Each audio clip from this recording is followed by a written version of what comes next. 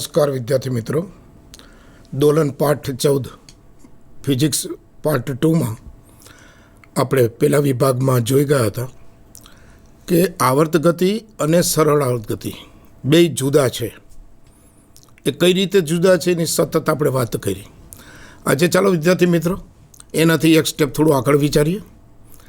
ત્યારે છેલ્લે આપણે જોયું હતું, યાદ છે તમને? સ્થાનાંતરની વાત કરી ગયા હતા કે F=2 - kx શું હતું? તો કે જેવું બળ લગાડી તે સ્થાનાંતરના વિરુદ્ધ દિશામાં હોય. આ વાતને આગળ વધારતા ચાલો વિદ્યાર્થી મિત્રો, આજે સ્થાનાંતર પછી સાદા લોલકમાં કોણીય સ્થાનાંતર કેવું સૂક્ષ્મ છે એ ખાલી વિભાગ છે. વાસ્તવમાં સાદું લોલકની વાત આમાં નથી, એ આપણે આગળ વિચારીશું.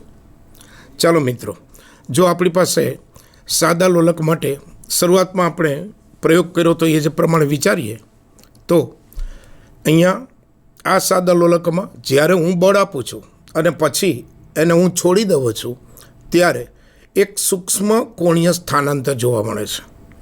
અહીંયા સૂક્ષ્મ કોણીય સ્થાનાંતરની સાપેક્ષમાં આપણે વિચારી રહ્યા છીએ. પેલું સ્પ્રિંગનું કોણીય સ્થાનાંતર હતું, જ્યારે અહીંયા આપેલા સાદા લોલકમાં સૂક્ષ્મ કોણીય સ્થાનાંતર થીટા બતાવે છે, જે આગળ ઉપર આપણે થિયરીમાં ડિટેલમાં જોશું. તો વિદ્યાર્થી મિત્રો ચાલો એની એક ઇફેક્ટ જોઈ. જો તમને સ્ક્રીન ઉપર જોઈ શકો છો વિદ્યાર્થી મિત્રો, સાદા લોલકનું એક કોણીય સૂક્ષ્મ સ્થાનાંતર છે.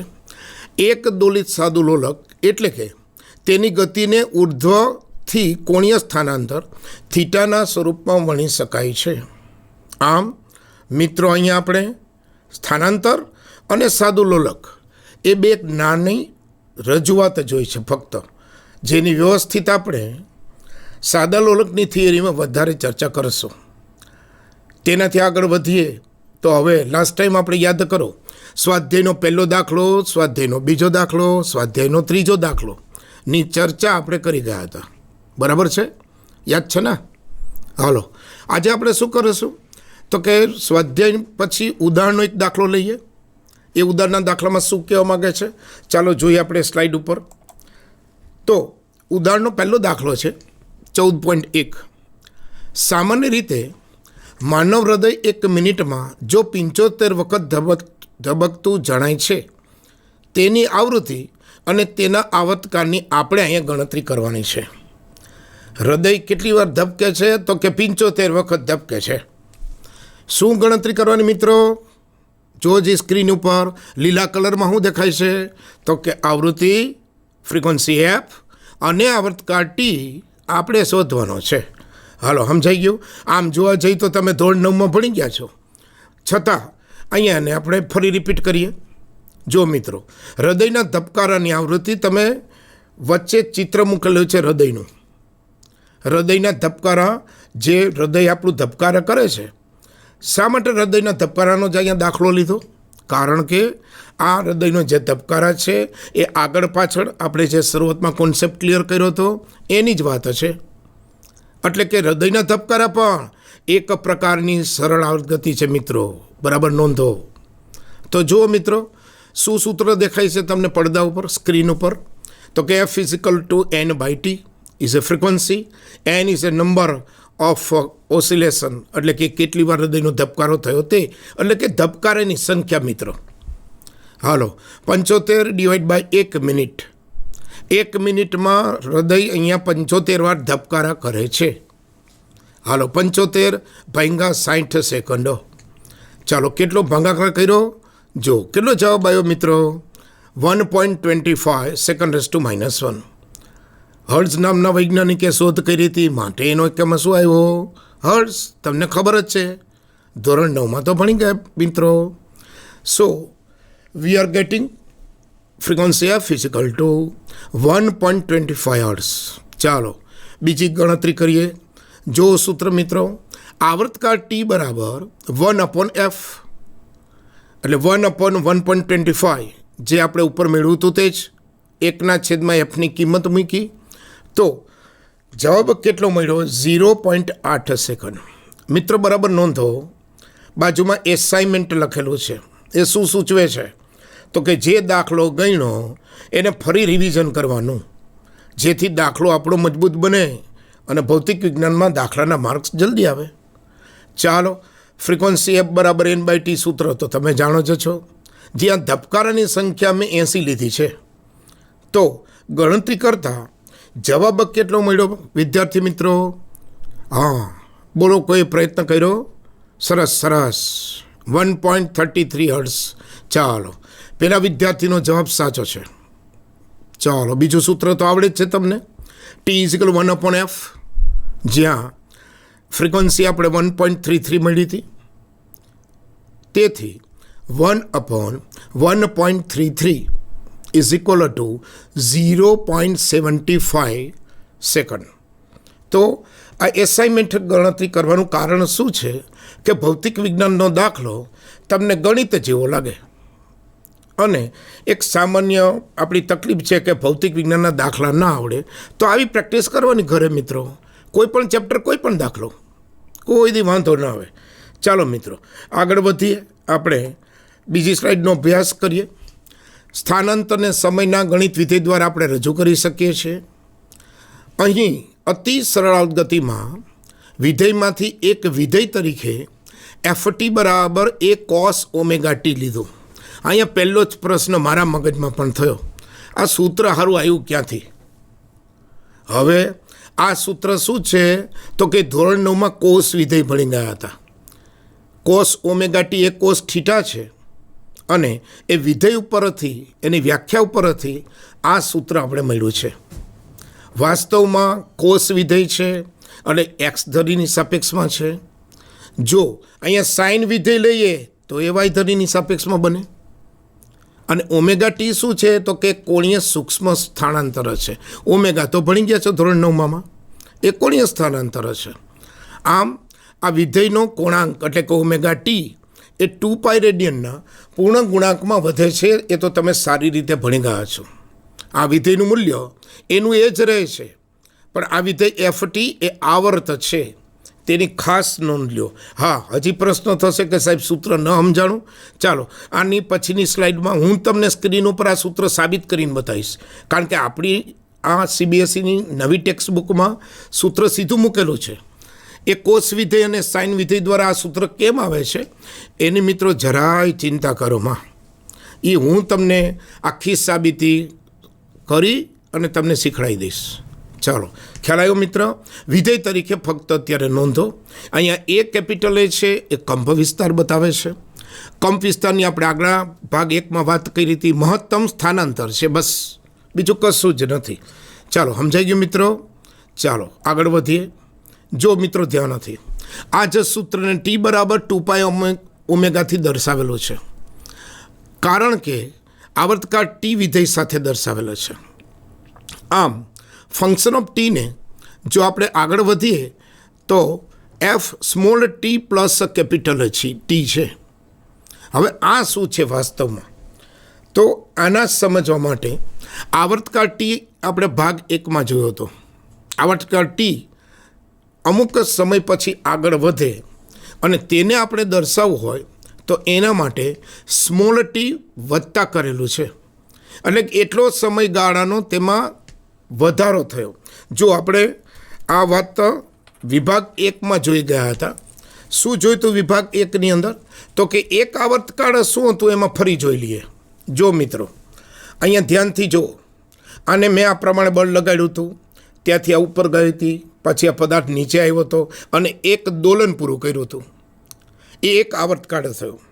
ત્યારે એ પણ વાત કરી હતી આને કેટલો સમય લાગ્યો એક આવર્તકાળ પૂરું કરવા માટે? તો એ જે સમય છે એ સ્મોલ ટીનો ઉમેરો થયો છે એમાં. અને આનું મહત્તમ સ્થાનાંતર જોઈ લ્યો ફરી એકવાર. એ આને મેક્સિમમ સ્થાનાંતર આપ્યું, એટલે કે આ સ્પ્રિંગને ખેંચી મેં ક્યાં સુધી ખેંચી શકાય વિદ્યાર્થી? તૂટી ન જાય ત્યાં સુધી, નકર સ્પ્રિંગ તૂટી જશે. એ એનું મહત્તમ સ્થાનાંતર થયું. નીચેની દિશામાં ખેંચ્યું તો આપણે આગળ વિભાગ 1માં જોયું હતું, એ -a થશે. ઉપર તરફ જશે તો એ +a થશે. એ એનું મહત્તમ સ્થાનાંતર છે. એટલે આપણે હવે અહીંયા આ વિભાગમાં અથવા આ સ્લાઇડમાં શેની ગણતરી કરવાની છે? તો કે કંપ વિસ્તાર. આપેલા પદાર્થને હું મહત્તમ સ્થાનાંતર આપું છું, પછી છોડી દઉં છું, પણ જે મહત્તમ સ્થાને આ પદાર્થને હું લઈ ગયો એ જ એનો કંપ વિસ્તાર થયો. તો હવે આ સ્લાઇડમાં આપણે કંપ વિસ્તારની ગણતરી પણ બતાવેલી છે અને એ સૂત્રની મદદથી આપણે કંપ વિસ્તારનો કોઈ પણ દાખલો ગણી શકીએ. આટલું સહેલું છે મિત્રો, સમજો. બોલો, સમજાઈ ગયું બરાબર? ચાલો આગળ આપણે સ્લાઇડમાં થિયોરિટિકલ પાર્ટનો અભ્યાસ કરીએ. જો સ્લાઇડ ઉપર કે આપેલો ફંક્શન વિધેય સાઇન અને કોસ ધોરણ 9માં ગણિતમાં તમે વિધેય ભણી ગયા છો મિત્રો. કોસ વિધેય હોય તો એક્સ ધરીની સાપેક્ષમાં હોય, સાઇન વિધેય હોય તો વાય ધરીની સાપેક્ષમાં હોય. આમ સ્પ્રિંગ વાય ધરી અને એક્સ ધરીની સાપેક્ષમાં જે દોલન કરતી હોય તેનું સંયોજનવાળું સૂત્ર જોઈએ તો function of t is equal to A sine omega T plus b cos omega t દ્વારા દર્શાવી શકાય. હા, બી ગ્રુપના વિદ્યાર્થીઓ વિચારતા હશે ક્યાંથી સૂત્ર આવ્યું? કાંઈ છે નહીં મિત્રો, બે વિધેયનો સરવાળો છે. આ પહેલાં બે ધરીની સાપેક્ષમાં, ત્યારબાદ A is equal to D cos phi છે. બી જે ધારેલો હતો તે ડી સાઇન ફાઈ છે. ફાઈ એ પ્રારંભિક કળા છે. તો વળી પાછો પ્રશ્ન થશે કે પ્રારંભિક કળા શું છે? તો કળા એ એક ખૂણાની રજૂઆત છે સરળ ગતિ માટે. એ આગલી સ્લાઇડમાં હું તમને કહું છું, એને પ્રેક્ટિકલી સમજાવીશ કે એ આવ્યું ક્યાંથી. એ આપણી અહીંયા થોડી મર્યાદા છે મિત્રો બુકની, એના માટે મેં પ્રયત્ન આગળની પછીની સ્લાઇડમાં કરેલો છે જેથી તમને વાંધો નહીં આવે. આમ આપણે એફ ટી બરાબર d sine omega T plus phi, આ જે એક સમીકરણ બન્યું એ વાસ્તવમાં સમીકરણ છે શું? આ પ્રશ્ન તો હવે મને થાય છે. તો આપણે એક કામ કરીએ, મેં હમણાં જે કીધું એને હું થોડો વધારે પ્રયત્ન કરું અને એની સાપેક્ષમાં આપણે સ્લાઇડ પ્રોજેક્ટર ઉપર હું મૂકું છું. જો ધ્યાનથી તો શું દેખાય છે? તો કે એક વર્તુળ છે. એ વર્તુળ કાંઈ નથી, સંદર્ભ વર્તુળ છે. ઉદ્ગમ બિંદુ ઉપર એક સરાવળ દોલક છે.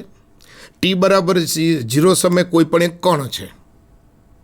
હવે આપણે શું સમજવાનું છે? આ બધું જવા દો. જો ટી બરાબર 0 એ સ્પ્રિંગમાં જે પદાર્થ લટકાયો હતો ત્યારે એક્સ ધરી સાથે જો ખૂણો બનાવે તો તે ફાઈ છે. જો ટી બરાબર ટી સમયે જો નાનો ખૂણો બીજો બનાવે તો એ ઓમેગા ટી છે. મિત્રો બરાબર નોંધો કે અહીંયા ઓમેગા ટી અને જે ફાઈ છે એ બંને ખાલી ખૂણાની રજૂઆત છે.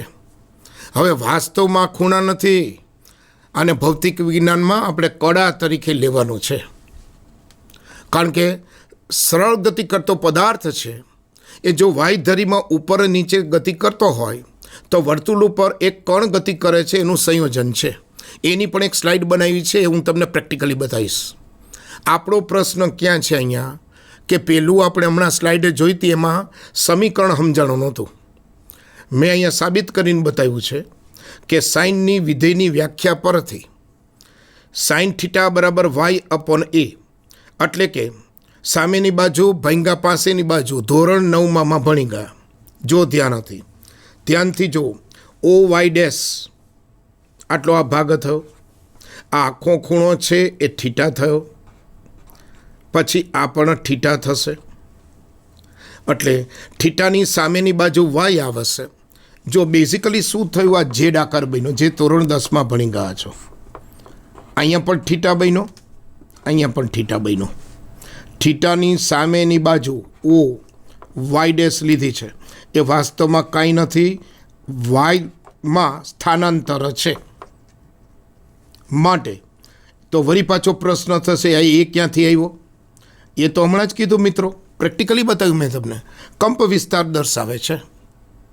આમ આપણો પ્રશ્ન હવે સોલ્વ થાય છે. અહીંયા સાઇન થીટાની વ્યાખ્યા પરથી કહી શકાય કે સાઇન થીટા બરાબર સામેની બાજુ ભાંગા પાસેની બાજુ. આ સામેની બાજુ ભાંગા પાસેની બાજુ, સામેની બાજુ સ્થાનાંતર વાય, પાસેની બાજુ કંપ વિસ્તાર એ. તેથી કહી શકાય સાઇન થીટા બરાબર વાય અપોન એ. તેથી કહી શકાય y is equal to A sine theta. મિત્રો થીટા કાંઈ નથી, એક ખૂણાની રજૂઆત છે જેને ફિઝિક્સમાં આપણે કળા તરીકે વાપરીએ છીએ, જેનો આપણે અભ્યાસ આગળ ઉપર કરશું. પણ મારો પ્રશ્ન ફરી પાછો આવીને ઉભો રહ્યો. જો જોયું મિત્રો, આવી રીતે આ સમીકરણ બને છે. જે નવી ટેક્સ્ટ બુક એટલે કે એનસીઆરટીની બુકમાં વાય બરાબર એ સાઇન ઓમેગા ટી પ્લસ 5 બતાવેલું છે. જે ઓમેગા ટી પ્લસ 5 છે થીટા છે, અને જે થીટા છે એ એક આપણી થીટા કઈ થીટા છે આવડો ધોરણ 9નો થીટા, જેને ફિઝિક્સમાં અહીંયા આપણે કળા તરીકે લઈએ છીએ. કળાનો વધારે વિસ્તૃત અભ્યાસ આપણે આગળ ઉપર કરશું. અહીંયા એ શું બતાવે છે મિત્રો? હાલો કોણ કહેશે? હમણાં જ સમજાવ્યું હતું કંપ વિસ્તાર. ફરી જણાવી દઉં. વાય બરાબર એ સાઇન ઓમેગા ટી પ્લસ 5 એ સાઇન વિધેય પ્રમાણે વાય ધરી ઉપર જ્યારે સ્પ્રિંગ ઉપર નીચે થતી હતી તેનું સૂત્ર મળ્યું સ્થાનાંતરનું. જો આ સ્થાનાંતરનું સમયની સાપેક્ષ વિકલન કરો તમે તો વેગ મળે, એ તો ખબર જ છે તમને. એ જ પ્રમાણે જો વેગનું સમીકરણ મળે એનું ફરી વિકલન કરો તો પ્રવેગ મળે. એ પણ હવે આપણે આગળ ઉપર ડિટેલમાં અભ્યાસ કરીશું. પણ આ સૂત્ર જે ડાયરેક્ટ આપણી બુકમાં છે, આ એની મેં તમને સાબિતી આપી મિત્રો. આવું જરૂરી નથી કે y is equal sine omega T plus 5 આવે. જો હું અહીંયા એક્સ તરીકે લઉં તો x a cos omega T plus 5 થશે. કારણ કે સાઇન વિધેય વાય ધરી માટે છે, તો એક્સ વિધેય તરીકે લઈએ તો અહીંયા સાઇનની જગ્યાએ કોસ આવશે. તો આ એક નાનકડી વાત છે જે એટલા માટે સ્પષ્ટતા કરવી પડી કે જેને કારણે સમીકરણ ક્યાંથી આવ્યું એની રજૂઆત થઈ શકે. બસ મુખ્ય વાત આ છે.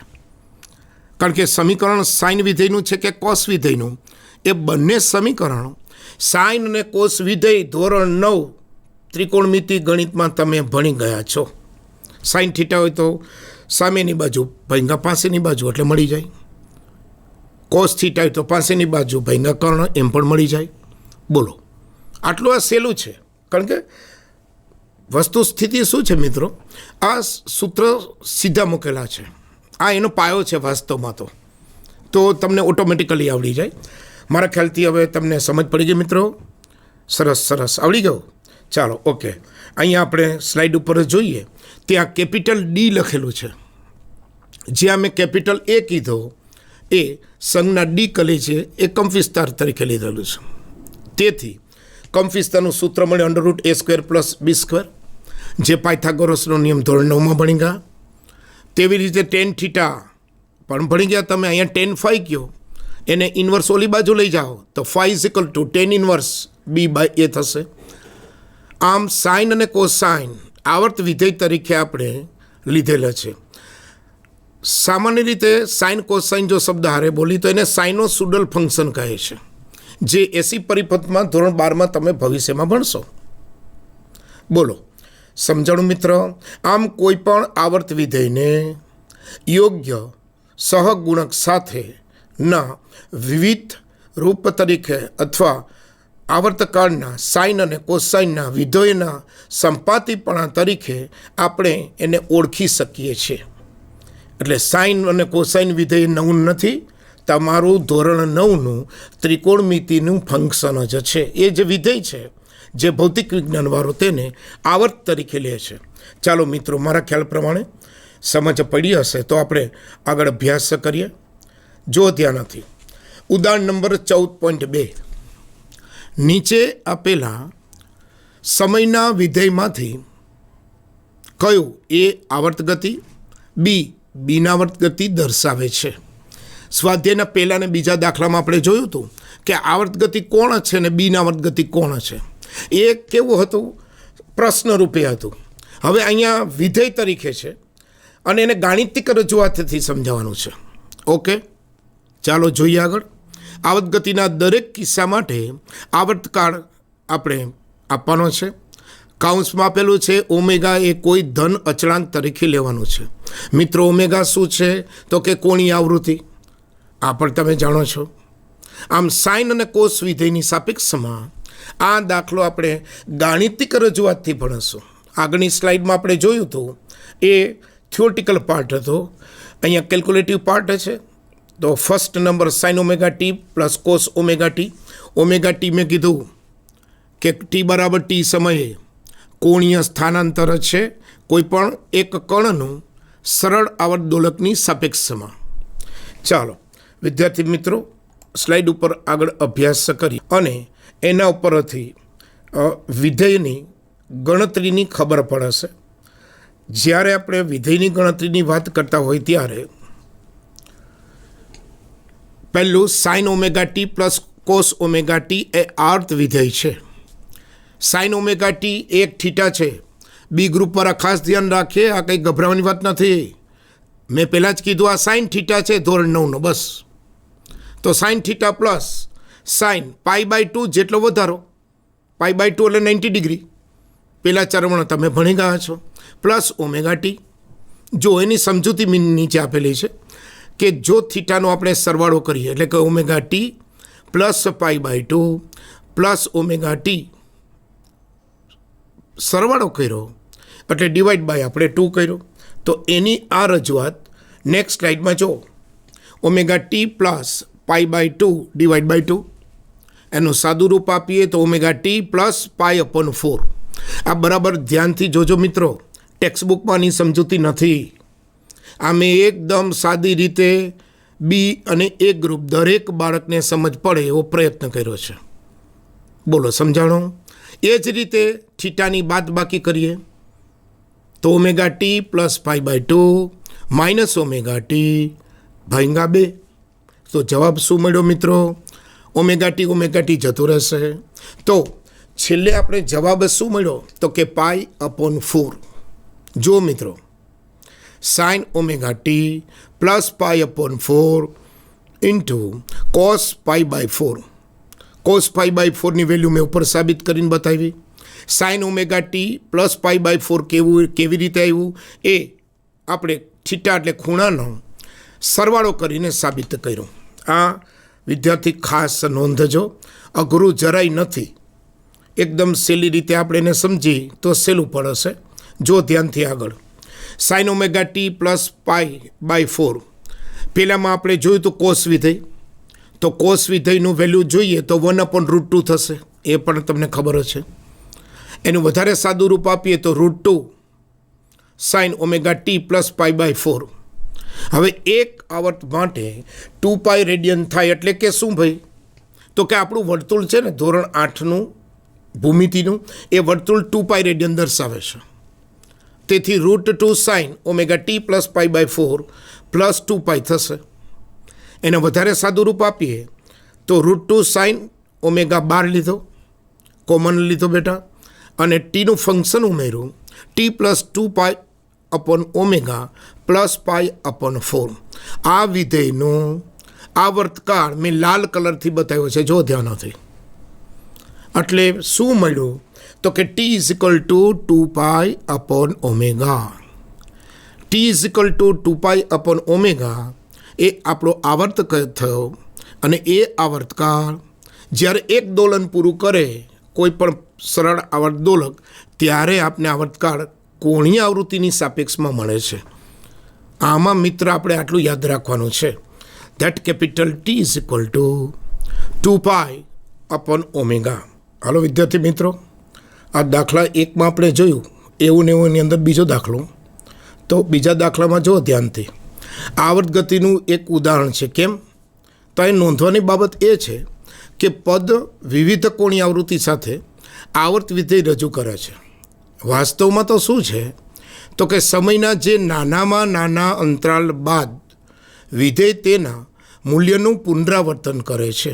આપણે વ્યાખ્યામાં એટલે કે પ્રયોગમાં આપણે જોઈ ગયા હતા કે સતત પુનરાવર્તિત ગતિ હતી. તો એ પુનરાવર્તન કરે છે એ મુખ્ય વસ્તુ થઈ, અને તે આવર્તકાળ પોતે છે. આમ આ આવર્ત ગતિનું એક સારામાં સારું ઉદાહરણ છે તેવું કહી શકાય. તેથી સાઇન આવર્તકાળ t0 બરાબર 2π અપોન ઓમેગા, જે આપણે આગળ મેળવ્યું હતું. કોસ 2 ઓમેગા ટીનો આવર્તકાળ ટીની જગ્યાએ જો મૂકીએ કિંમત તો π upon omega is equal to t0/2 મળે. વાસ્તવમાં જો સાઇન 4 ઓમેગા ટીનો આવર્તકાળ આપણે મેળવીએ તો 2π upon 4 omega is equal to t0/4 છે. આ કેવું છે, સાઇન વિધેય અને કોસ વિધેય પ્રમાણે આવર્તકાળની ગણતરી થઈ અને એ આવર્તકાળ વિધેયની સાપેક્ષમાં દર્શાવેલા છે. આમ અહીં પ્રથમ પદ તો આવર્તકાળના ગુણાંકમાં છે. જો ધ્યાનથી જો ચોપડી ખોલી, જો હજી આંગળી મૂકો, પ્રથમ પદ જોયું, બરાબર છે, આવર્તકાળના ગુણાંકમાં છે તેમ એને કહી શકાય. તેથી T0 એ સમયનો એ લઘુત્તમ અંતરાલ છે કે જે પછી ત્રણેય પદોનો સરવાળો કરવાનો છે. હવે આમાં કાંઈ છે નહીં. ઉપર જે 3 પદ મળ્યા ને આપણે, જો એનો સરવાળો કરો ને તો છેલ્લે વરી પાછું આપણે હતા ને અહીંયા કમ્પ્લીટ થઈ જાય. એટલે કે 3 પદોનો જો સરવાળો કરીએ તો પુનરાવર્તિત ગતિ થાય એમ આપણે કહી શકીએ. અને આમ સરવાળો એક આવર્ત વિધેય છે જેનો આવર્તકાળ 2π/ω છે. છેલ્લે મિત્રો આ જ છે. આખા દાખલામાં શું જોયું તો કે 3 પદ મેળવા, ત્રણેય પદોનો સરવાળો કર્યો તો છેલ્લે વરી પાછું T = 2π/ω મળ્યું. ચાલો સમજાણું મિત્રો. હવે ત્રીજા દાખલામાં મેં એક ઇફેક્ટ મૂકી છે. જો વિધેય e−ωt આવર્ત નથી, તે સમયના વધારા સાથે એક પક્ષ રીતે કઈ રીતે ઘટે છે. પ્રશ્ન એ છે, આપણે ખબર તો પડી ચોપડીમાં ગણેલું છે ઘટે છે, પણ કઈ રીતે ઘટે છે. જો બાજુમાં એક કરોળિયો છે, એને સ્પ્રિંગમાં લટકાવ્યો છે. નીચે ઓલું આપણે શરૂઆતમાં વાત કરી હતી કે એન્જિનમાં પિસ્ટન હોય, પિસ્ટનની ગતિ બતાવી છે અને ધીમે ધીમે ધીમે ધીમે ધીમે આ કરોળિયાની ગતિ ઊભી રહી જાય છે. એ શું બતાવે છે તો કે આલેખમાં ધ્યાનથી જો, આલેખમાં ધીમે ધીમે આલેખ આગળ વધે છે. જેમ જેમ સમય પસાર થતો જાય તેમ તેમ ત્યાં એ ઘટાડો સૂચવે છે. એટલે e−ωt શું છે વાસ્તવમાં તો કે ચર ઘાતાંક, ભૌતિક વિજ્ઞાનની ભાષામાં કહીને તો ચર ઘાતાંક રીતે સમય જેમ ઘટે છે તેમ એના દોલનમાં ઘટાડો સૂચવે છે. એટલે કે સમય સાથે જોવા જઈએ તો દોલનની ઘટતી સ્થિતિ બતાવી છે. જો પ્રેક્ટિકલ ઇફેક્ટ જોઈ મિત્રો, અસર જોવાથી જવાબની સમજૂતી ઓટોમેટિક આવશે. હાલો, ક્લિયર થઈ ગયું વિદ્યાર્થી મિત્રો. ચાલો આગળ વધીએ. જો T અનંત લેવામાં આવે તો સામાન્ય ગણિતનો નિયમ થઈ ગયો, એ શૂન્ય તરફ જ જાય. ઇન્ફાઇનાઇટનો મિનિંગ શું ભાઈ? એ 0 તરફ ગતિ કહી શકાય. અને આમ તેના મૂલ્યનું ક્યારેય પુનરાવર્તન થતું નથી. કેમ? જે અનંત તરફ ગયો એ પાછો કેમ ન આવવાનો? ક્યાં પુનરાવર્તનની વાત આવી? પુનરાવર્તનનો મિનિંગ જઈને પાછો આવે તે. હવે એ તો શક્ય જ નથી, કારણ કે ઓલરેડી આપેલું છે T →∞. બોલો સમજાણું મિત્રો. થોડી સામાન્ય આપણે મેથેમેટિકલ અન્ડરસ્ટેન્ડિંગ રાખશું તો મારા ખ્યાલથી વાંધો નહીં આવે. હાલો, ચોથા પ્રશ્નમાં શું કહે છે ભાઈ? વિધેય log⍵t સમય સાથે એક પક્ષીય રીતે વધે છે, તેથી તેના મૂલ્યનું ક્યારેય પુનરાવર્તન થતું નથી. હવે લોગ વિધેય તરીકે ધોરણ 9માં આપણે લોગના દાખલા જોયા હતા. જો એ પ્રમાણે સમજીએ તો ω_t એટલે t = t સમયે કોણીય આવૃત્તિ. આ કોણીય આવૃત્તિ એક પક્ષીય રીતે સતત વધારો સૂચવે છે. એટલે કે તેના મૂલ્યનું ક્યારેય પુનરાવર્તન થતું નથી. ચાલો સમજાણું વિદ્યાર્થી મિત્રો. ચાલો આગળ વધીએ. અને તે બિન આવર્ત વિધેય છે, કારણ કે પુનરાવર્તન થતું જ નથી. બહુ સિમ્પલ વાત થઈ ગઈ. બોલો સમજાણો. તો નોંધવામાં એક બાબત એ છે કે T →∞ અને log⍵t એ અપસારિત થઈ. હવે અપસારિત અને પસારિત એટલે એક સરખું આગળ વધવું, અપસારિત એટલે સતત આગળ વધવામાં થતો ફેરફાર. ક્યાં સુધી તે જવાનો છે તો કે અનંત સુધી. તેથી કોઈ પણ પ્રકારનું ભૌતિક સ્થાનાંતર રજૂ કરી શકાતું નથી. ભૌતિક સ્થાનાંતર એટલા માટે રજૂ કરી શકાતું નથી કારણ કે સ્થાનાંતર અનંત તરફ જાય છે અને એ સ્થાનાંતર રજૂ કરી શકાતું ન હોવાથી એ બિન આવર્ત વિધેય તરીકે આપણે એને લઈ શકીએ છીએ. ચાલો સમજાણું વિદ્યાર્થી મિત્રો. ચાલો આગળ જો. સરળ અવગતિ તો આપણે પહેલા વિભાગમાં પ્રયોગ સાથે બતાવી દીધું હતું. આ જ વાત અહીંયા ફરી પાછી પુનરાવર્તન રૂપે આવ્યું છે. જો આકૃતિમાં શું દેખાય છે? એક મધ્ય બિંદુમાં એક કર્ણ છે, એ ઉદ્ગમ બિંદુ તરીકે લ્યો. જો એને આપણે પ્લસ એક્સ દિશામાં ગતિ આપીએ તો સ્થાનાંતર પ્લસ એક્સ તરફ થશે, એ મહત્તમ સ્થાનાંતર છે. મેં તમને હમણાં જ કીધું હતું એ પોતે કંપવિસ્તાર છે. જો માઇનસ એક્સ દિશામાં લેવામાં આવે તો એ માઇનસ એ છે, મહત્તમ સ્થાનાંતર છે. તો એક્સ અક્ષના ઉદ્ગમ બિંદુને અનુલક્ષીને પ્લસ એ અને માઇનસ એ સીમા વચ્ચે આગળ પાછળ કંપન કર્ણનું જોવા મળશે. આપણે ભાગ 1માં આગળ પાછળની વાત કરી હતી. એ વાસ્તવમાં જે આગળ પાછળ જે કંપનની વાત છે એને તમે જો ધ્યાનથી અભ્યાસ કરો તો એ મહત્તમ સ્થાનાંતર દર્શાવે છે. ચાલો સૂત્ર તો મેં આગળ સમજાવ્યું હતું મિત્રો. Function of x T is equal to A cos omega T plus 5. Cos વિધેય તરીકે એક્સ ધરીનું સ્થાનાંતરનું સૂત્ર થયું, જ્યાં એ કંપવિસ્તાર, ઓમેગા 5 જે ટી બરાબર 0 સમય પ્રારંભિક કળા છે, એ બધા અચળાંકો છે. આમ જોવા જઈએ તો સ્થાનાંતર સમયનું સાઇન કોસાઇન વિધેય તરીકે લેવામાં આવે છે. શું સાઇનોસુડલ એક વર્ડ જોઈએ તમે? ચોપડીનું જ આ વાક્ય છે, મારું કાંઈ નથી. સાઇનોસુડલ એટલે જો કણ એક્સ ધરીમાં સરળ ગતિ કરતું હોય તો એ કોસ વિધેય, ક્યારેક વળી પાછું વાય ધરીમાં ગતિ કરવા માટે તો વળી પાછું સાઇન વિધેય, ક્યારેક કોસ અને ક્યારેક સાઇન. આ સાઇનોસુડલ ફંક્શન સમજવું બહુ જરૂરી છે. જો મિત્રો આપણે સ્પ્રિંગમાં જે જોયું તો એમાં હું ફંક્શન પ્રેક્ટિકલી બતાવું. આ આમ ગતિ કરે છે, સરળ ગતિ. આ વાય ધરીની સાપેક્ષમાં થયું એટલે મેં કીધું તું સાઇન વિધેય આવ્યું. એટલે આ સાઇન વિધેયની સાપેક્ષમાં સ્થાનાંતર સરળ ગતિ માટે મેળવી શકાય. જોજો ત્યાં નથી. આ જ રજૂઆતને હું હવે આમ કરું છું અને હવે આપણે સ્થાનાંતર આપી રહ્યા છીએ એક્સ દિશાની સાપેક્ષમાં. જો એક્સ દિશાની સાપેક્ષમાં હોય તો સમજવાનું એ કોસ વિધેય છે. એટલે આ કોસ વિધેય છે. આ જ વાત જ્યારે આમ લઈ જવામાં આવે છે ત્યારે એ સાઇન વિધેય બને છે. હવે મારે બે હારે વાત કરવી હોય કે કોસ અને સાઇન, કોઈ પણ એક હવા વાયુનું કર્ણ લઈ લ્યો, એ ક્યારેક આમ ગતિ કરતો હશે આગળ પાછળ, ક્યારેક આમ ગતિ કરતો હશે.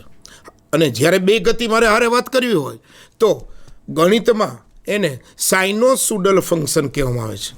It may be sine or may be cos. So it's a function of sinusoidal function that you have to remember, which use in AC circuit in 12th science. 12th સાયન્સમાં સાઇનોસુડલ ફંક્શનનો ઉપયોગ આપણે ભણીશું અને એનું આ એક પાયાની વાત આપણે અહીંયા જોઈએ છીએ. આમ આકૃતિ પરથી કહી શકાય કે T/4 આવર્તકાળ ટીનું ચોથા ભાગનું જો સમય આવર્તકાળની સાપેક્ષમાં સરળ ગતિ કરતું આ કણ હોય તો પ્લસ એથી મધ્ય બિંદુ સુધીના અંતરને T/4 આવર્તકાળ દ્વારા દર્શાવી શકાય. આ જ રજૂઆતને ચાલો મિત્રો આગળ વધીએ તો શું જોવા મળે છે? જો ધ્યાનથી તમને એમ થશે આ 6 આકૃતિ ક્યાંથી આવી ગયેલા? આ વાસ્તવમાં 6 આકૃતિ નથી. કણ ઓ બિંદુથી જ્યારે દોલન કરે છે ત્યારે સ્થાનાંતરની 3 આકૃતિ છે. આવર્તકાળ અલગ અલગ અંતરાળ આપેલો છે. તે જ પ્રમાણે વેગ મહત્તમ પણ બાજુની આકૃતિમાં બતાવ્યો છે. આકૃતિ 1માં ટી બરાબર 0 સમયે પ્લસ એથી માઇનસ એ બતાવ્યું છે. હવે કયું પ્લસ એ અને કયું માઇનસ એ, જો આપણે સ્પ્રિંગમાં ફરી એકવાર પ્રેક્ટિકલી તમને બતાવી દઉં. જો ધ્યાનથી જ્યારે આપણે પ્લસ એની વાત કરી રહ્યા છીએ ત્યારે તો પ્લસ એ આ બાજુ જમણી બાજુ સ્થાનાંતર હતું, આ ઉદ્ગમ બિંદુ તરીકે હોય તો ત્યારબાદ અહીં સુધી પૂરું થશે. એટલે ચોથા ભાગનો આવર્તકાળ મેળવો T/4. એ જ વાત હું આ પ્રમાણે આ બાજુ જે રજૂઆત છે એને આ બાજુ લઈ જાઉં તો એ માઇનસ એ થશે. આમ પ્લસ એ અને માઇનસ એ વચ્ચે કોઈ પણ કણ સરળ આવર્ત ગતિ કરે છે એમ આપણી આ આકૃતિમાં બતાવ્યું છે. સમયગાળો ધ્યાનથી જુઓ તમે. જો આકૃતિમાં સમયગાળો શું આપેલો છે તો કે જેમ જેમ સરળ દોલકનું દોલન વધતું જાય છે એમ 0થી એ જમણી બાજુ T/4, તે જ પ્રમાણે એક દોલન પૂરું કરે તો T=T થશે. એ જ પ્રમાણે જો વેગની વાત કરીએ તો T=T/4થી મહત્તમ વેગથી ન્યૂનતમ વેગ તરફ બતાવે છે. એટલે T/4 આપણા ધોરણ 9માં ભણી ગયા. શું ધોરણ 9માં ભણ્યા હતા? ત્રિકોણમિતિમાં 4 ચરણ ભણ્યા હતા ભાઈ. આ 4 ચરણમાં પહેલા ચરણમાં ખબર છે ચોથો ભાગ થયો. એ ચોથો ભાગ એ કાંઈ નથી, અહીંયા T/4 છે, π/2 એ. ત્યારબાદ અગેન પાઈ, અગેન 3π/2, ત્યારે વળી પાછું 3πT/4 મળશે. અને એક દોલન પૂરું કરશે ત્યારે એક્ઝેક્ટલી ત્યાં 4 ચરણ પૂરા થશે. આ સ્થિતિ સમજવી બહુ જરૂરી છે. કઈ મહત્તમ સ્થિતિ અને કઈ ન્યૂનતમ સ્થિતિ એ આપણે પ્રયોગમાં જોયું હતું. ચાલો અહીંયા ટેલિસ્કોપ ઉપર આવી જાઓ, જો ધ્યાન નથી, જે મેં શરૂઆતમાં સમજાવ્યું હતું અને એની સાપેક્ષમાં જો જોવા જઈએ તો શરૂઆતમાં આપણે જોયું હતું આ જે લખોટીને હું અહીંયા જમણી બાજુ ઉપર લઈ ગયો. જોજો મિત્રો, ધ્યાન નથી. આ જમણી બાજુ ઉપર લઈ ગયો, શું થઈ ગયું? પ્લસ એ મહત્તમ સ્થાનાંતર. ત્યાંથી મેં છોડી દીધી, આ બાજુ ગઈ, ફરી પાછું આ બાજુ ગઈ, ફરી પાછું આ ગઈ. એટલે પ્લસ એથી માઇનસ એ સતત એનું ઉપર નીચે, એટલે પ્લસ એથી માઇનસ એ સતત સ્થાનાંતર હશે. જે આપણે શરૂઆતમાં સરળ આવર્ત ગતિ અને આવર્ત ગતિ, જુઓ આવર્ત ગતિમાં આવું જોયું હતું. બે રજૂઆત આપણે સાથે જોઈ ગયા હતા. એ આવર્ત ગતિ હતી. યાદ આવ્યું મિત્રો? આ રજૂઆત જે આકૃતિ છે ત્યાં આવર્તકાળ T સાથે દર્શાવેલો છે. બસ નવીન વાત હોતી જ નથી ફિઝિક્સમાં. લોજિક એનું એ જ કામ કરે છે, રજૂઆત અલગ થાય છે. ચાલો, મારા ખ્યાલથી હવે ખ્યાલ આવી ગયો હશે કે T/4 આવર્તકાળ ક્યારે મળ્યો, 3T/4 કેવી રીતે થયું, 5T/4 કેમ થયું. એમ એક દોલન પૂરું થાય ત્યારે આખું વર્તુળ પૂરું થઈ જાય અને T સમયે એક દોલન, ત્યારે એક વર્તુળ બરાબર એક દોલન બરાબર આવર્તકાળ T મળે છે. આમ અહીંયા આ આકૃતિ દ્વારા એ જાણી શકાય છે ક્યારે T=0 સમયથી સ્થાનાંતર x=0 માટે ઝડપ મહત્તમ બને છે અને ગતિના અંત્યબિંદુએ પણ ઝડપ શૂન્ય બને છે. કેમ ઝડપ શૂન્ય બને છે? હમણાં લખોટીમાં જોયું તમે, મેં ઉપર તરફ હાથ રાખ્યો હતો ત્યારે ઝડપ શૂન્ય હતી. જોયું મિત્રો? આ વસ્તુ પ્રેક્ટિકલી છે, બીજું આમાં કાંઈ નથી ને આટલું સહેલું છે. ચાલો, મારા ખ્યાલથી આમાં સમજૂતી બરાબર સ્પષ્ટ થઈ ગઈ હશે. તો હવે આપણે આગળ વધીએ. આપણો નવો ટોપિક હશે સરળ આવર્ત ગતિ અને નિયમિત વર્તુળ ગતિ. તો simple harmonic motion and circular motion. Basically, what is the difference, and why is the difference between these two motions? એના માટે આપણે અભ્યાસ કરીશું. તો ધ્યાનથી જુઓ, સ્લાઇડની અંદર જો શું દેખાય છે તમને. એક એક્સ ધરી વાય ધરી છે, લાલ ટપકું બતાવે છે સરળ આવર્ત દોલક છે, અને પેલું લીલું ટપકું ગોળ ગોળ ફરે છે એ તમારું સંદર્ભ કણ છે. તો પ્રશ્ન થશે, જો નીચે લાલ ને લીલું ભેગા થયા, એ માઇનસ વાય ધરી ઉપર ભેગા થયા, એવી જ રીતે ઉપર બંને ભેગા થયા હતા. આ આખી આકૃતિમાં શું જોવા મળે છે? ચાલો એકવાર એની ઇફેક્ટ ફરી જોવા પ્રયત્ન કરીએ. તો એ ઇફેક્ટ તમે જોશો. હવે તમારે ફક્ત ઇફેક્ટ જોવાની છે, તો મારા ખ્યાલથી એની અસર જોવા મળશે.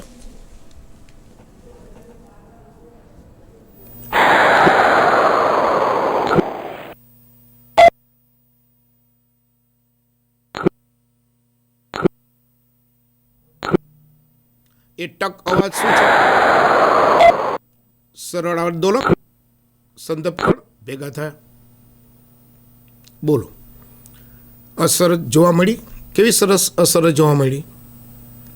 જે કાલ્પનિક વાત સંદર્ભ વર્તુળ ઉપર કરી, એ કાલ્પનિક કોણ જે લીલા કલરનું ટપકાવાળું ફરતું હતું, જ્યારે લાલ ટપકું વચ્ચે ઉપર નીચે થતું હતું, એ આપણો સંદર્ભ કણ નહીં પણ સરળ આવર્તદોલક હતો. જો કેપિટલ એ બતાવે છે, ધ્યાનથી જુઓ, દેખાય છે મિત્રો, એ આપણો કંપ વિસ્તાર હશે.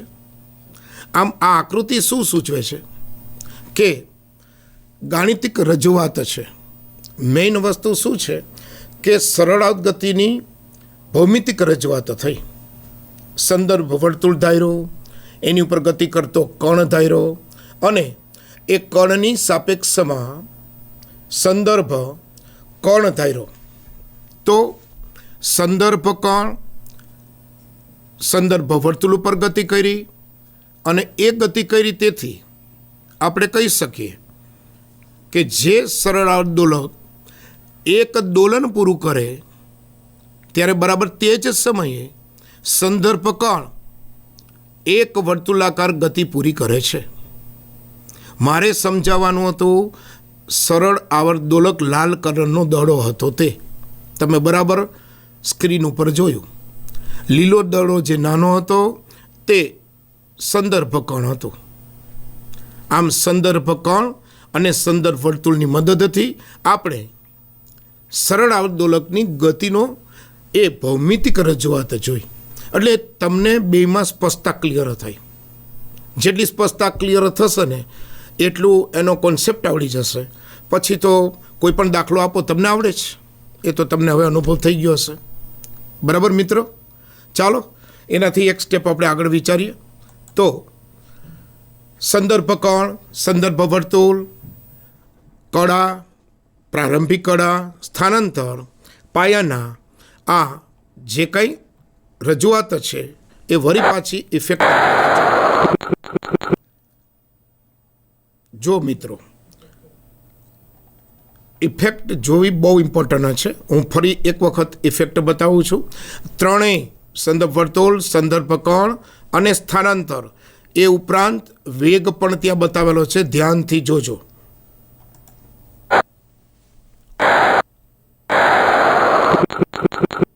જો શું જોવા મળ્યું તો કે ટી બરાબર 0 સમયે એનો પ્રારંભિક કડા ફાઈ બતાવેલી છે. ટી બરાબર ટી સમયે તો કે તમને ઓમેગા ટી બતાવેલું છે. અને ઓલું સમીકરણ મેં તમને કીધું તો y is equal to A sine omega T, એ બને છે આવી રીતે. સંદર્ભ કરણની સાપેક્ષમાં એ સમીકરણ આમ બન્યું. હવે જે સમીકરણમાં આપણે જોયું કે જો વાય બરાબર 0 લેવામાં આવે તો કંપ વિસ્તારની પરિસ્થિતિ વેગના સૂત્રમાં શું જોવા મળે. એ જ પ્રમાણે જો વાય બરાબર વાય જેટલું સ્થાનાંતર લેવામાં આવે તો કંપ વિસ્તારની સ્થિતિ શું જોવા મળે. મહત્તમ વેગ અને ન્યૂનતમ વેગની રજૂઆત તમને આ આકૃતિમાં જોવા મળે છે. મિત્રો બરાબર નોંધો કે આ આકૃતિ આપણી બુકમાં નથી, આકૃતિ વધારાની રેફરન્સ તરીકે બનાવેલી છે, જેથી તમને ખાસ કરીને એક ખ્યાલ આવે કે વાય બરાબર જો 0 લેવામાં આવે વેગના સૂત્રમાં તો કે v plus or minus omega under root A square minus y સ્ક્વેરમાં વાય નીકળી જશે તો ઓમેગા અંડરરૂટ એ સ્ક્વેર નીકળી જશે તો મહત્તમ વેગ મળશે. એટલે કે v બરાબર એ ઓમેગા થશે. તો એ ક્યારે મળે તો પેલું લાલ ટપકું કેન્દ્રમાં દેખાય છે ને, એ સરળ આવર્તદોલક ઉદ્ગમ બિંદુ પર હોય ત્યારે, કે જ્યારે વાય બરાબર 0 હોય. એનાથી ઉપરના અંત્ય બિંદુ વિચારો તો કે વાય બરાબર વાય મળે ત્યારે. તો મહત્તમ અને ન્યૂનતમ પરિસ્થિતિ જે વેગની છે એ આપણે આ આકૃતિમાં જોઈ શકીએ છીએ. કડા તો મેં તમને કીધું, વોટ ઇઝ ધ ફેસ. કડા શું છે? કાંઈ છે નહીં. આ જ રજૂઆત બીજી વાર. જો ટી બરાબર 0 સમયે પ્રારંભિક ખૂણો જે મળ્યો એને ફાઈ કહે છે, અને એ ફાઈ કાંઈ નથી પણ પ્રારંભિક કડા છે. જો ધ્યાનથી આકૃતિમાં મેં બતાવેલું જ છે. એનાથી આગળ વધો, ટી બરાબર ટી સમયે ઓમેગા ટી થયું. એટલે કે કોણાવર્તન આગળ વધ્યું. કેનું? સંદર્ભ કણનું લીલું ટપકું છે જો આકૃતિમાં. આમ જોવા જઈએ તો એક્સ ધરીની સાપેક્ષમાં ઓમેગા ટી પ્લસ ફાઈ એ કાંઈ નથી પણ કુલ કડા છે. આમ નીચે સફેદ લીટીમાં ઇંગ્લિશમાં એ બતાવે છે કે જ્યારે સંદર્ભ કણ એક દોલન એટલે કે એક વર્તુળાકાર ગતિ પૂરી કરે ત્યારે જે લાલ ટપકું છે એ વાય ધરી ઉપર એક દોલન પૂરું કરે છે. આ મુખ્ય પાયો છે. સરળ ગતિના આ ચેપ્ટરમાં મારી દ્રષ્ટિએ કળા, વેગ અને પ્રવેગ જો સમજાઈ જાય તો ક્યારેય વાંધો આવતો નથી. મિત્રો ફરી રિપીટ કરું છું, y = a sin omega T જે સૂત્ર આગળ આપણે ડાયરેક્ટ જે સમજ્યા હતા એની મુખ્ય રજૂઆત જે વર્તુળ હતું તે કાંઈ નથી પણ એ સંદર્ભ વર્તુળ છે. તમે લીલા દડા અને લાલ દડા સાથે અભ્યાસ કર્યો. મારા ખ્યાલથી આ વસ્તુ તમારા મગજમાં હવે સહેલાઈથી સેટ થઈ ગઈ હશે કે આ સમીકરણ આવ્યું ક્યાંથી. તો y = a sin omega T + 5 જે ઉપર આપણે સ્વીકાર્યું હતું એ સમીકરણ અહીંયા બન્યું. એ રજૂઆત આપણે આગળ કરી હતી. જો ધ્યાનથી ટેલિટોપ ઉપર શા માટે ફરી મારે રિપીટ કરવું પડે છે? કારણ કે દાખલામાં બહુ તકલીફ પડે છે. ફિઝિક્સના, ભૌતિક વિજ્ઞાનના દાખલામાં શા માટે તકલીફ પડે છે? કારણ કે પાયો જ ક્લિયર નથી. અહીંયા વાત કરી, હમણાં તમે સ્ક્રીન ઉપર એની અસર જોઈ, એ જ વસ્તુ અહીંયા મેં બતાવી છે. વર્તુળ એ સંદર્ભ વર્તુળ છે અને આ સરળ ગતિ છે. તો કળા એટલે અહીંથી અહીં સુધી t = 0 થી t = t સમયે એટલે થીટા મળ્યો અને થીટા એ કુલ કળા છે. એ કુલ કળા ફરી પાછું સાઇન વિધેયની વ્યાખ્યા પરથી sin θ y/a, y = sin theta, જે થીટા એ કાંઈ નથી ઓમેગા ટી + 5 અને કાંઈ નથી પણ કળા છે. મિત્રો યાદ રાખજો, આ કળાના દાખલામાં ઘણા બાળકોને તકલીફ પડે છે કારણ કે 5 શબ્દ ક્લિયર નથી. એ પ્રારંભિક કળા છે. એને ઇંગ્લિશમાં, રોમન ભાષામાં ઇક્પોચ કહેવામાં આવે છે. મારા ખ્યાલથી પાયાની રજૂઆત સાથે આપણે y = a sin omega T અને x = a cos omega T + 5 એ બે વિધેયની સંપૂર્ણ માહિતી મારા ખ્યાલથી તમને મિત્રો આવી ગઈ હશે. તેથી એક ચોક્કસ વાત કહું છું, દાખલામાં કોઈ દી વાંધો નહીં આવે. મને તો હંમેશા રસ દાખલામાં છે. ભૌતિક વિજ્ઞાનમાં ભૌતિક રાશિ આવડે ને એટલે દાખલા આવડે. આ ખાસ નોંધવું. એટલે હજી કહું છું મિત્રો, નમ્ર વિનંતી કરું છું, કોઈ પણ સમીકરણને સમજો, ગોખશો નહીં, દાખલા નહીં આવડે. હાલો, સમજાઈ ગયું? ઓકે, ચાલો આપણે આગળ વધીએ મિત્રો. જો જે અત્યાર સુધી બોલ્યો એ આખું પડદા ઉપર કમ્પ્લીટ સ્ક્રીન ઉપર દેખાય છે. જોયું મિત્રો? શું દેખાય છે? તો કે x function of t = a cos omega T + 5, y function of t = a sin omega T + 5. જો ભૌતિક રાશિનું લિસ્ટ છે. આ સ્લાઇડ જે બાળકો બરાબર મગજમાં નોંધે અને પછી 30 સેકન્ડ આપું છું એને કાગળમાં નોંધી લે, નોટમાં નોંધી લે. કેમ? દાખલા માટે ભૌતિક રાશિનું લિસ્ટ મિત્રો બહુ અગત્યનું છે. સૂત્ર ગોખવાથી ભૌતિક વિજ્ઞાનના દાખલા મિત્રો આવડે નહીં. ચાલો, okay. x function of t એટલે શું છે? જુઓ જી. ચાલ વિદ્યાર્થી, ધ્યાનથી સ્ક્રીન ઉપર જો. શું દેખાય છે તને? બોલ. સમજાણો? Okay, very good, very good. સ્થાનાંતર x એ સમય ટીના વિધેય તરીકે દર્શાવેલો છે, જે મેં તમને સાઇન વિધેય દ્વારા ધોરણ 9 પ્રમાણે સમજાવ્યું. ઓકે. એ કંપ વિસ્તાર છે, એમ્પ્લિટ્યૂડ કહે છે, જે તમને મેં સ્પ્રિંગમાં બતાવ્યું હતું. ઓમેગા શું છે? તો કે કોણીય આવૃત્તિ છે, જે એંગ્યુલર ફ્રિકવન્સી છે. ઓમેગા ટી + 5 શું છે? તો કે એ કળા છે મિત્રો. એ સમય આધારિત છે, જે કુલ કળા છે. મેં આખું પ્રેક્ટિકલી હમણાં સમજાયું. Is A phase which is depends upon the time મિત્રો. ઓકે, સૌથી ઇમ્પોર્ટન્ટ વાત, ફાઈ એ કાંઈ નથી. એ કળા અચળાંક તરીકે અહીંયા દર્શાવેલ છે. એ વાસ્તવમાં t = 0 સમયે એને પ્રારંભિક કળા કહી શકાય. તો દાખલામાં એની રજૂઆત મિત્રો આપણે સારી રીતે આવડે. આટલું કામ કરો મિત્રો. કોઈ પણ સૂત્ર હોય, કોઈ પણ પાઠ હોય અને કોઈ પણ થિયરી હોય ભૌતિક વિજ્ઞાનની, એ સૂત્ર લખવાનું, એની ભૌતિક રાશિનું લિસ્ટ બનાવવાનું ચાલુ કરી દો આજથી. ક્યારેય દાખલામાં વાંધો આવશે નહીં. મારા ખ્યાલથી આજે એક નવી રજૂઆત તમને જાણવા મળી હશે. સૂત્રની રજૂઆત જે આપણે કરી એ સૂત્રની રજૂઆતમાં ફક્ત સાઇન અને કોસ વિધેય દ્વારા જ ભૌતિક વિજ્ઞાનના આપણે દાખલા સારી રીતે સમજી શકીએ છીએ. અને એ સમજ્યા પછી જ્યારે એને વ્યવહારમાં ઉપયોગ કરીએ છીએ ત્યારે કંપવિસ્તાર પણ આવે છે, પછી ઓમેગા ટી પ્લસ 5 પણ આવે છે. એટલે મિત્રો શું છે આજના આ એપિસોડમાં શું જોયું આપણે કે પાયાની વસ્તુ સમજાણી. બસ મને રસ આમાં છે. ફંક્શન વિધેય તરીકે પૂરેપૂરી મારા ખ્યાલથી સમજૂતી આવી ગઈ હશે અને એ કોન્સેપ્ટ તમારા મગજમાં ક્લિયર થઈ ગયો એનો મને આનંદ છે. બોલો, આજના એપિસોડમાં તમને આપણા સૂત્રમાં જે તકલીફ છે એનાથી મારા ખ્યાલથી તમને વધારે સારી રીતે સમજ પડી મિત્રો? Okay, very good. આવી રીતે આપણે સતત પ્રયત્ન કરીએ તો મારા ખ્યાલથી ભૌતિક વિજ્ઞાનના દાખલામાં ક્યારેય વાંધો ના આવે. એ બરાબર વાતનું ધ્યાન રાખવાનું. તો આજના એપિસોડમાં મિત્રો આપણે સરસ સંદર્ભ કોણ, સંદર્ભ વર્તુળ, પછી એનું સ્થાનાંતર, એની પડદા ઉપર અસર સાથે જોયું. આ અસરને યાદ રાખજો તો સૂત્રો તો એમને યાદ રહી જશે, અને જો સૂત્રો યાદ રહી ગયા દાખલા તો પછી એમને આવડી જશે. ચાલો, આજે આનંદ થયો. ચાલો વધ્યું આપણે આના પછીના ત્રીજા એપિસોડમાં આગળ વધશું. નમસ્કાર.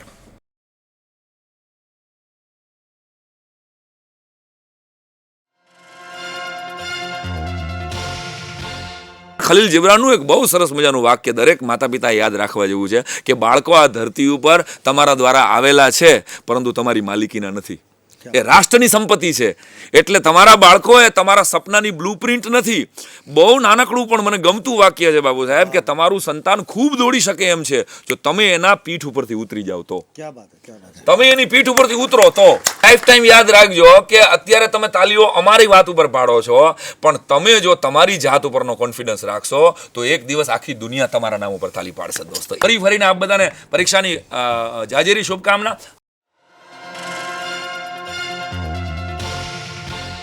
તમને બધાને મળીને બહુ જ આનંદ થયો અને હું ઈશ્વરના ચરણોમાં એ જ પ્રાર્થના કરું છું તમારા બધાના મનમાં ખૂબ આત્મવિશ્વાસ આવે.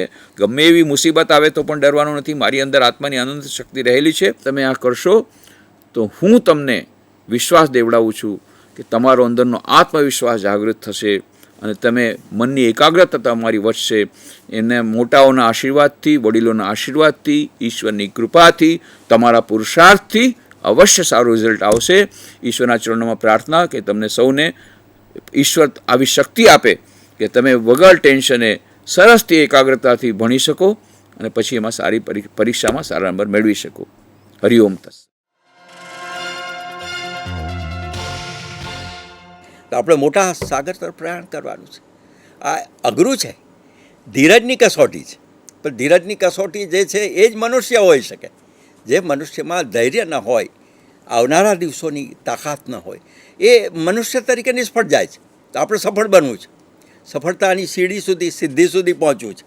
તો આકાશ તો બરસેગા આજ, કલ યા પરસોं, या फिर बरसों के बाद. आकाश तो बरसेगा आज, कल या परसों, या फिर बरसों के बाद बीज होना चाहिए. मिट्टी से भी प्यार होना चाहिए. આ પ્રેમ એ યાદ રાખો કે આપણે જીવન પ્રત્યેનો પ્રેમ, સમાજ પ્રત્યેનો પ્રેમ, રાષ્ટ્ર પ્રત્યેનો પ્રેમ, પરિવાર પ્રત્યેનો પ્રેમ, આપણા પોતાના પ્રત્યેનો પ્રેમ, આ પ્રેમ જ આપણને કામ આવશે. અને આમાં તમે એકલા નથી, તમારી સાથે લાખોની સંખ્યામાં છે વિદ્યાર્થી. બધાની એક સરખી સમસ્યા છે. कुछ लम्हे कुछ यादें, ये कहानी मेरी भी और तेरी भी. छू लो ऊंचा आसमां, ये उड़ान मेरी भी तेरी भी. તો આ જ્ઞાન પ્રાપ્તિ કરવાની છે. આ પહેલો પડાવ છે. અને પહેલા પડાવમાં જે કંઈ જ્ઞાન પ્રાપ્ત કરવું છે એ જ્ઞાનને મનુષ્યત્વની સાથે જોડજો, માણસાઈ સાથે જોડજો. અને આવનારા દિવસોમાં મારા સૌની, આપ સૌને ખૂબ ખૂબ શુભેચ્છાઓ છે. આગે બઢો, હસતા રહો, જિંદગીમાં ગો અહેડ, આગે બઢો.